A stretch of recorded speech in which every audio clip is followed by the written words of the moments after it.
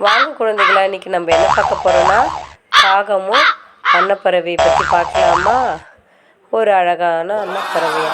அந்த அன்னப்பறவை எப்பவுமே ஆற்றில் தான் போகுமா வருமா. அதை தினமும் என்ன பண்ணுமா, ஒரு காகம் பார்த்துச்சான். அந்த காகம் பார்க்கும்போது இந்த அன்னப்பறவை இவ்வளோ வெள்ளையாக அழகாக இருக்குது, பார்க்கும்போதே மனசுக்கு ரொம்ப குளிர்ச்சியாக இருக்குது அப்படின்ட்டு இந்த காகம் பார்த்து அந்த அன்னப்பறவையை பார்த்து பொறாமப்பட்டுச்சான். இந்த அன்னப்பறவை மட்டும் இந்த இவ்வளோ வெள்ளையாக இருக்கே அப்படின்ட்டு, இது தினமும் தண்ணியில் நீந்திட்டு போகிறதுனால தான் வெள்ளையாக இருக்கும் அப்படின்னு இந்த காகத்துக்கு சந்தேகம் வந்ததாம். அதனால் என்ன பண்ணிச்சான் காகம், நம்மளும் தண்ணியில் குளிக்கலாம் அப்படின்ட்டு ஒரு நாளைக்கு ஒரு டைம் குளிக்காத பல முறை இந்த காகம் குளிக்க ஆரம்பிச்சிச்சான். குளிக்க ஆரம்பிக்கவே அதுக்கு ரொம்ப உடம்பு சரியில்லாத ஆயிடுச்சான்.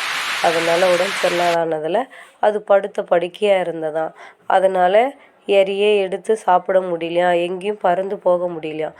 அது படுத்த அப்படியே இருந்ததாம். அப்போ தான் அந்த காகம் என்ன பண்ணுச்சான், அதனுடைய தவறை உணர்ந்ததாம். இது இறைவனுடைய படைப்பு, நம்ம பார்த்து அடுத்தவங்கள பார்த்து பொறாமப்படக்கூடாது அப்படின்னு அந்த காகம் என்ன பண்ணுச்சான், தன்னுடைய தவறை உணர்ந்ததாம். இந்த பாய் குட்டீஸ்.